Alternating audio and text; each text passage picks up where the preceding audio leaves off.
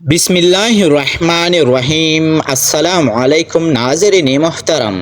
شاہ جہاں اور ممتاز محل کی محبت ایسی تھی کہ فطروں کو بھی زندہ کر دے۔ ایک دفعہ نئی سال کی خوشی میں مینا بازار سجا ہوا تھا۔ محل کی خواتین دکانیں سجائے زیور، قیمتی ہیرے اور دوسرے اشیاء فروخت کر رہی تھیں تاکہ حاصل ہونے آمدن سے غریبوں کی مدد کی جا سکے۔ چونکہ خواتین نقاب کی بغیر تھی، اس لیے صرف شہنشاہ جہانگیر یا شہزادی ہی وہاں آ سکتی تھی۔ شاہ جہاں کا بھی وہاں آنا ہوا۔ ایک دکان پر انہوں نے قیمتی فتر اور ریشم فروخت کرتی ایک لڑکی کو دیکھا۔ نرم و نازک ہاتھوں سے وہ انتہائی عمدہ کپڑے کو تہ لگا رہی تھی۔ ایک لمحے کے لیے ان کی آنکھیں چار ہوئی۔ خرم کا دل تیزی سے دھڑکا۔ آواز سننے کی عرض سے پوچھا، یہ فتر کیسی ہے؟ ناظرین، فتر اٹھاتی ہوئی لڑکی نے پیاری سی آواز سے کہا کہ جناب، یہ قیمتی ہیرا ہے۔ کیا آپ کو اس کی چمک سے اندازہ نہیں ہوا؟ اس کی قیمت 10,000 روپے ہے۔ لڑکی کو تب حیرت ہوئی جب خرم اس قیمت کو ادا کرنے پر راضی ہو گئی۔ اب جب کہ اس پر آپ کا ہاتھ لگا ہے تو یہ قیمت کچھ بھی نہیں ہے۔ لڑکی نے شرما کر نظریں جھکا لی۔ خرم نے کہا کہ اگلی ملاقات تک میں اسے اپنے دل کی پاس رکھوں گا۔ لڑکی نے جانا کہ اب یہ کھیل نہیں رہا۔ کانپتی آواز میں پوچھا، اور یہ ملاقات کب ہوگی؟ خرم نے کہا کہ جس روز ہمارے دل ملیں گے۔ انہیں سرگوشی کے انداز میں کہا، اور تب تاروں سے چمکدار اصلی ہیرے آپ پر نچھاور کروں گا۔ ناظرین، ایک مرتبہ کچھ اس طرح کہ شاہ جہاں کی بیگم ممتاز نے انگڑی لی اور اس نے اپنے ہاتھوں کو نیچے لانا چاہا تو باوجود کوشش کے ایسا نہ کر سکی، اور اس کی بازو اسی طرح کھلی ہی رہ گئی، اور وہ اپنی بازو میں سخت درد کی وجہ سے چلانے لگی۔ محل میں موجود تمام کنیزیں اس کے ارد گرد جمع ہو گئی اور اس کو تکلیف میں مبتلا دے کر شاہ جہاں کو بھی اطلاع دی۔ شاہ جہاں نے آ کر اپنی محبوبہ ممتاز کا مشاہدہ کیا تو اسے بہت دکھ ہوا۔ چنانچہ وہ اس سے بے پناہ محبت کرتا تھا، اس لیے فوری اس نے حکم دیا کہ تمام طبیبوں کو ابھی محل میں حاضر کیا جائے اور جلد از جلد ممتاز کی صحت یابی کی کوشش کیا جائے۔ تمام طبیبوں نے اپنی مہارت اور تجربے پر ناز کرتے ہوئے اپنی ادویات کا مشاہدہ کرایا، مگر کچھ فائدہ نہ ہوا۔ ملکہ کو اسی صورت میں کئی دن گزر گئی۔ شاہ جہاں بھی بہت پریشان تھا کہ ایک روز اس نے اپنی شاہی طبیب کو اپنے پاس بلایا اور مشورہ کیا۔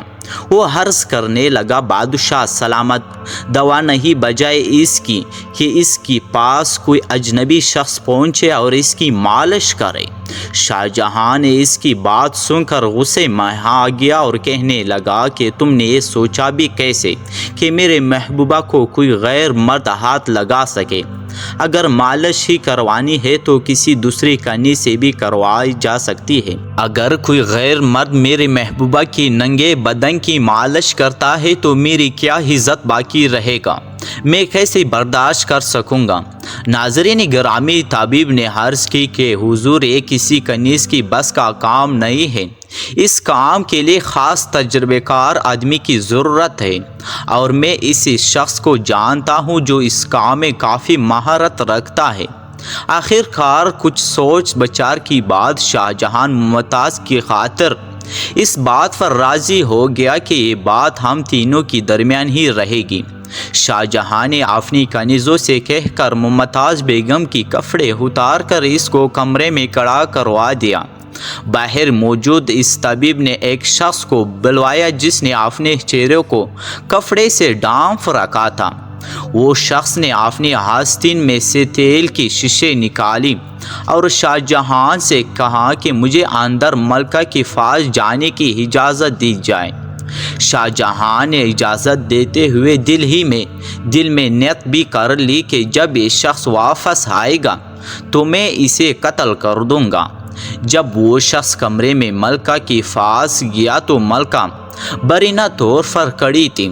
وہ شخص اس کے قریب ہوا اور اس کے ہاتھ میں مالش کے لیے تیل کی شیشے تھی، اور جب وہ دوسرے ہاتھ سے ملکہ کی جسم کو چھونے کے لیے آگے بڑھا تو ملکہ پر شدت کی ساتھ گھبراہٹ اور حیا کا غلبہ ہوا۔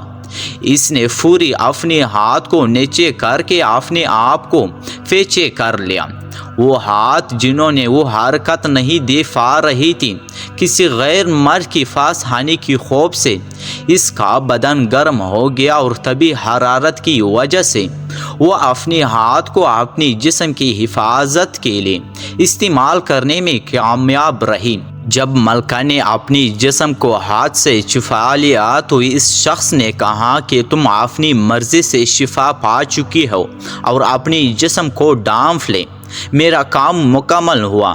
جو ہی ناظرین وہ شخص کمرے سے باہر آیا تو بادشاہ نے اسے پکڑنے کا حکم دیا، اور پھر بادشاہ اس سے مخاطب ہو کر کہنے لگا کہ تم اس شخص کے ساتھ کیا معاملہ مناسب سمجھتے ہو جس نے میرے محبوبہ کو بیرونی حالت میں دیکھا ہے؟ تو طبیب نے عرض کی کہ بادشاہ سلامت، ذرا ٹھہر جائے۔ پھر وہ طبیب اس شخص کے پاس گیا جو تیل کی شیشے لے کر ملکہ کی جسم کا مشاہدہ کرنے کے لیے گیا تھا۔ طبیب نے اس شخص کی داڑھی کھینچ لی جو مصنوعی داڑھی رکھی ہوئی تھی، طبیب کے ہاتھ میں آ گئی، اور جب چہرے سے کپڑا ہٹایا شاہ جہاں کی کوئی کنیز نکلی۔ طبیب عرض کرنے لگا کہ ہے بادشاہ سلامت، میں کیسے گوارا کر سکتا تھا کہ آپ کی حرمت و ناموس کو مردوں کے سامنے گرا دوں، مگر مجھے یہ ڈر تھا کہ اگر یہ بات آپ پر کھول دی تو اس کے اطلاع ملکہ کو بھی ہو جانی تھی، اور وہ پھر میری تمام تدابیر بیکار ہو جاتی، کیونکہ میں نے چاہا تھا کہ ملکہ کی دل میں سخت گھبراہٹ پیدا کر دوں اور اس کی طبیعت پر گرمی کا جوش پیدا ہو جائے اور وہ اپنے ہاتھوں کو کھینچ سکے، تو میرے ذہن میں اس سے سوا اور کوئی سوچ پیدا نہ ہو سکی۔ پیارے دوستو، شاہ جہاں طبیب کی ذہانت سے بہت خوش ہوا اور پھر اسے بہت سارے انعامات سے نوازا۔ دوستو، اگر آپ لوگوں نے اس ویڈیو سے کچھ نہ کچھ سبق حاصل کیا تو میرے ویڈیو کو لائک کر کے چینل کو ضرور سبسکرائب کر لیجیے، تاکہ اسی طرح تاریخی واقعات کی ویڈیو اور سبق آموز ویڈیو آپ لوگوں تک جلد سے جلد پہنچتی رہے۔ بہت شکریہ آپ سب۔